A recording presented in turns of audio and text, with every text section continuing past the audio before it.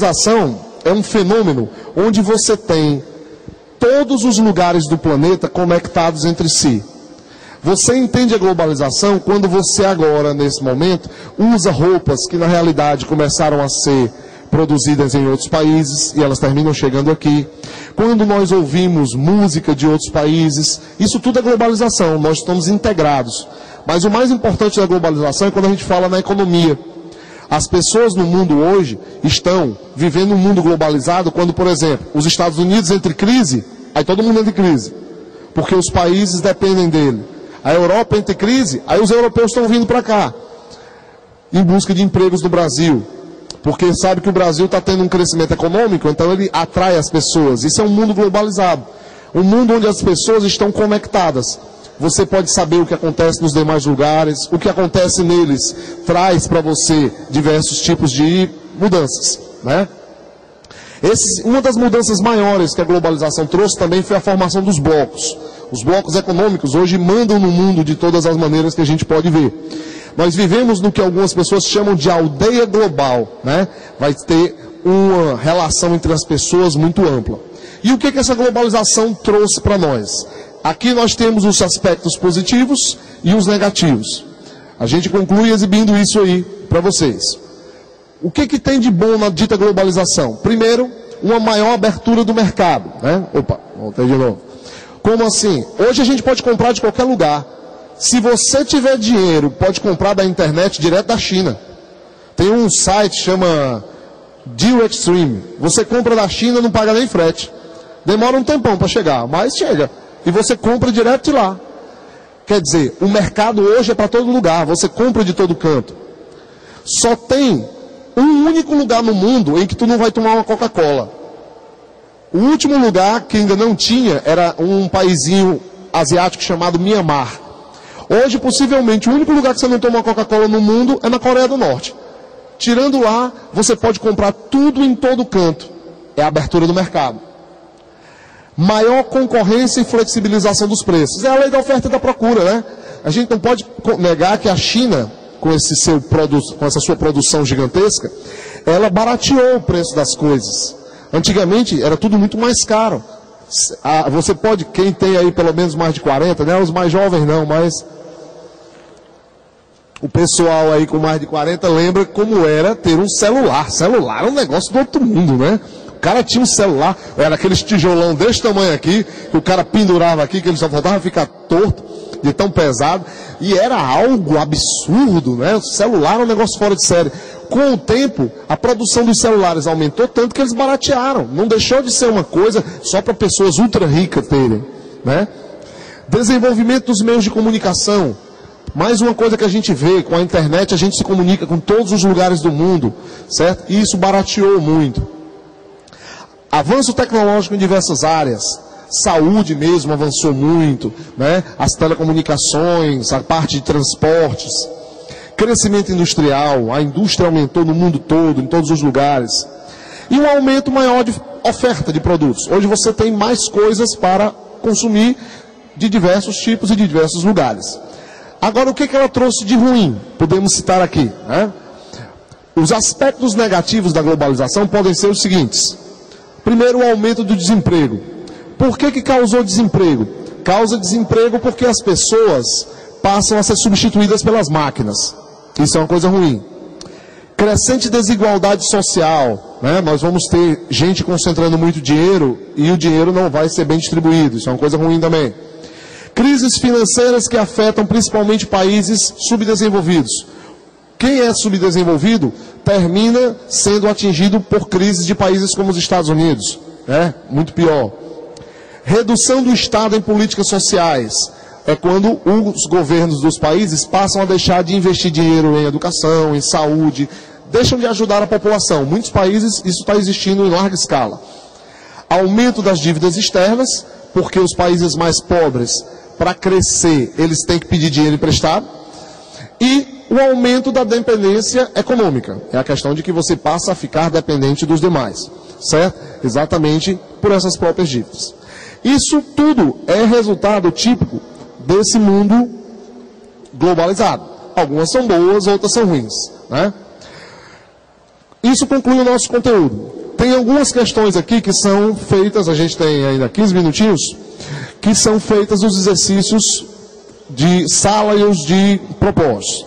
Vou fazer pelo menos as 3 primeiras para vocês visualizarem que foram questões tiradas de vestibular, algumas do próprio Enem já, e batem diretamente com o conteúdo que vocês acabaram de ver na aula.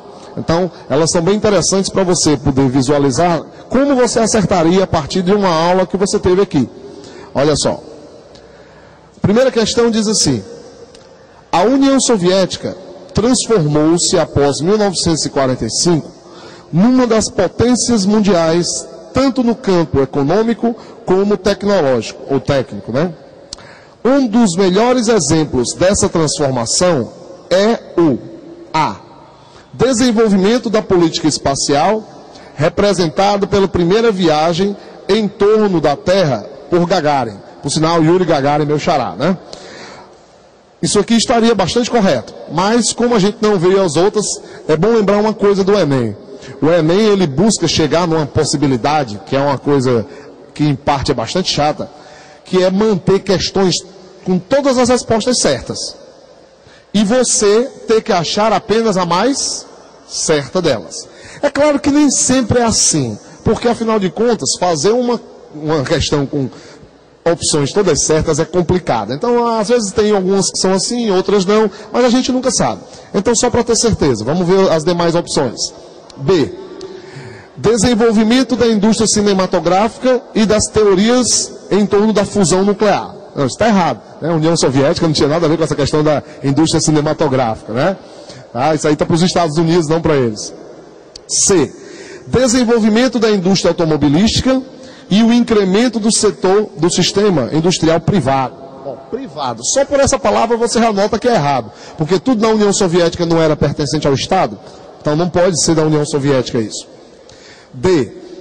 Crescimento do mercado interno com o desenvolvimento de novas técnicas de cultivo agrícola e aumento de salários. Uma coisa que tinha na União Soviética era que o salário era sempre igual.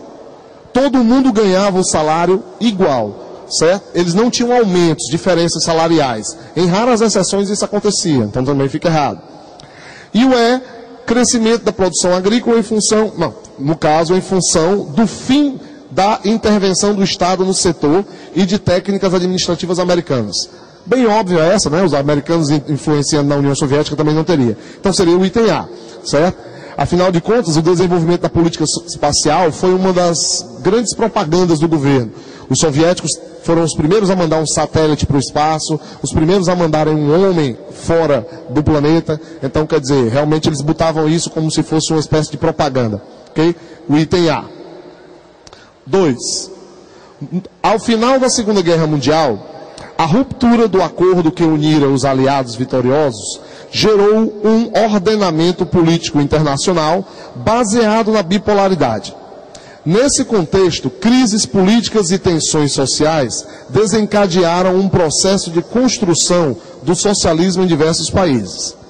Assinale a opção que apresenta uma afirmativa correta sobre a construção do socialismo no mundo do pós-guerra. Então ele está falando aqui sobre a ideia da construção do socialismo depois da Segunda Guerra, durante aquela Guerra Fria que nós falamos. Diz assim: A. Na Iugoslávia, 1944 a 45, o regime comunista implantado pelo Marechal Tito submeteu-se à hegemonia política e econômica soviética, o que acarretou sua expulsão do movimento dos países não alinhados. Olha só, é claro que nem tudo a gente consegue falar numa aula curta como essa, porque é muito conteúdo. Mas esse general Tito, a Iugoslávia, foi um dos poucos países que se tornou socialista porque quis. Ele concordava com o socialismo. Então ele não ficou sob a hegemonia da União Soviética. Ele fazia o que queria, mas era socialista. Certo? Esse item fica errado por conta disso. B. Na Tchecoslováquia, 1946, o socialismo reformista, baseado na descentralização e liberalização do sistema, frente ao modelo stalinista, retomado, no caso, da política de Brezhnev, foi interrompido pela repressão russa, encerrando a Primavera de Praga. Embora tenha muito detalhe histórico nessa citação, bate com uma coisa que nós vimos aqui, inclusive no vídeo. Ele está dizendo que essa tentativa deles saírem do stalinismo, ou seja, do socialismo, era uma outra maneira que se falava, né? Ela foi interrompida pela repressão russa com a Primavera de Praga. Foi o que eu mostrei. O pessoal tentou. O que era essa Primavera de Praga? Foi quando o pessoal da Tchecoslováquia tentou deixar de ser socialista, de maneira mais simples. Só que na época os russos ainda tinham muito poder. Aí mandaram os tanques, as tropas do Pacto de Varsóvia e acabaram com tudo. Então seria aí o item B realmente correto. Está bem direto para o que a gente mostrou aqui, né? E pelo menos mais um aqui para dar tempo. A terceira diz assim: o fim da Guerra Fria, expresso na extinção da União Soviética em 1991, acarretou um novo equilíbrio e o ordenamento das relações internacionais, que se caracteriza por ou por uma. Aí está falando do fim da guerra, né? Enfraquecimento dos movimentos nacionalistas regionais e das tendências de globalização na Europa Ocidental. Veja bem, enfraquecimento dos movimentos nacionalistas não é exatamente o que deixou de ocorrer. Hoje está acontecendo, olha, um tema que talvez seja muito interessante para se ver para as redações, é que esse ano está sendo um ano em que nós estamos tendo, na realidade, não desse ano só, do ano passado já, falando-se muito de questões nacionalistas, de países que estão passando por separatismos e retornando a falar deles. Alguns exemplos. O pessoal da Escócia, eles estão votando um plebiscito para se separar do Reino Unido. Eles querem se separar. Isso eles já queriam um tempão. Isso vai reacender questões como, lá na Espanha, o pessoal da Catalunha, que quer se separar da Espanha também. Na Espanha, tem o pessoal do povo basco, que também quer se separar. Então, esses movimentos nacionalistas, depois da Guerra Fria, eles se fortaleceram. Agora, eles não são mais nacionais, eles são coisas isoladas, pequenas, certo? Então, esse seria, no caso, errado. B. Declínio da liderança política internacional das superpotências em virtude da transferência do controle de seus arsenais nucleares para a Assembleia Geral da ONU. Não, a ONU não ficou com isso, né? A ONU, na realidade, não lida com questões diretamente ligadas a conflitos recebendo armas. A ONU até interfere, mas não dessa maneira. Certo? Seria errado. C. Revitalização das alianças militares estratégico-defensivas conforme os pactos políticos da Europa Central e do Leste.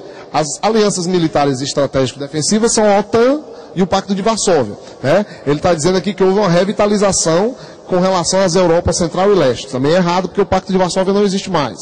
Okay? D. Formação de megablocos político-econômicos que favoreceram a internacionalização dos fluxos de capitais, tais como na Comunidade Europeia e do NAFTA. Isso aqui é o correto. Hoje, deixou-se de ter a ideia de blocos militares para se ter blocos econômicos, que são quem manda no mundo atualmente. Exemplo típico é a União Europeia, o próprio NAFTA, o próprio Mercosul, certo? São eles que influenciam o mundo hoje através da economia. Então, seria aí o item, no caso, D de dado, ok? Certo? Seria aí, no caso, o item D de dado. Só um minuto. Deixa uma pergunta aqui para a gente finalizar. Qual a diferença disso? Uma coisa que a gente ouve muito, né? O pessoal diz essas palavras como se fossem sinônimos. Socialismo, comunismo, stalinismo. Tem uma expressão para Cuba que o pessoal chama de castrismo. De maneira geral, tudo tentava se referir à mesma ideia, mas socialismo e comunismo é diferente. Acreditava-se, Karl Marx acreditava que existiria a seguinte ordem no mundo. Primeiro viria um socialismo, quando você tinha que ter o Estado forte para tomar conta de todo mundo. E no dia que as pessoas não precisassem mais do Estado, viria o comunismo, quando as pessoas iriam, de certa forma, trabalhar pelo bem comum e não precisariam de um governo, certo? Seria essa aí basicamente a diferença. Bem, tudo de bom para vocês, espero que tenha sido bom. Na próxima aula a gente se vê de novo.